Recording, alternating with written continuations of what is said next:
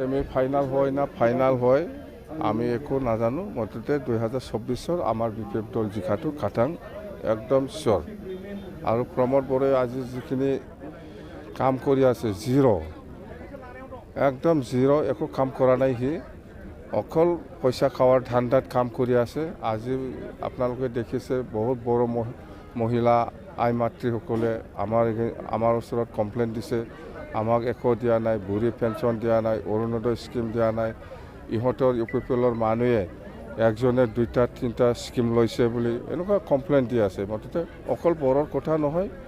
মুছলিম মহিলাসকলেও কমপ্লেইন দিছে ৰাভা মহিলাসকলেও কমপ্লেইন দিছে বেংগলীসকলেও কমপ্লেইন দিছে মুঠতে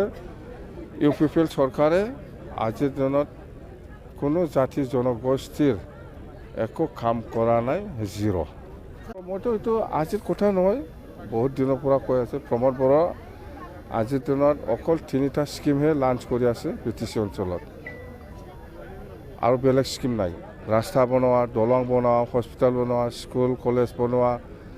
বা এনেকুৱা কিবা একটা বনোৱাৰ কোনো স্কিম নাই তাৰ লগত স্কিম আছে 1 নম্বৰত আছে আপুনি যদি ইউপিপিএল মিটিঙত নাযায় তেতিয়াহ'লে PMAY ঘৰটো কাটি দিব নাপাব 2 নম্বৰত আছে আপুনি যদি ইউপিপিএল মিটিঙত নাযায় তেতিয়াহ'লে অৰুণোদয় আপুনি স্কিম নাপাব কাটি দিব 3 নম্বৰত আছে ইউপিপিএল মিটিঙত যদি নাযায় তেতিয়াহ'লে ৭৫,০০০ টকা নাপাব এই 3টা স্কিমটো বিটিচিত মজবুত চলি আছে বিৰাট ভালকৈ এই ক্ষেত্ৰত আপুনি স্যাৰ কি আহ্বান জনাব বিচাৰে কি আহ্বান এইটো বিটিচি প্ৰমোদ বড়ো চৰকাৰৰ স্কিম আমি কি ক'ম প্ৰমোদ বড়ো চৰকাৰৰ স্কিমটো বিটিচিৰ এক্সিষ্টিং চলি থকা মানে স্কিম এইটো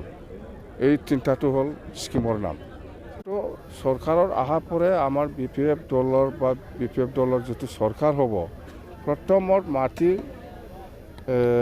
পাট্টা দিয়াটোৱে আমাৰ 1 নম্বৰ প্ৰায়ৰিটি হিচাপে আমি কাম কৰিম মাটিৰ পাট্টা দিবই লাগিব বড়োসকলেও বহুত লগত নাই মুছলিমৰো নাই বেংগলীৰো নাই ৰাজবংশীৰো নাই নাথ যোগী ৰাভা গাৰো বহুত জাতি জনগোষ্ঠীৰ লগত বহুত মানুহৰ লগত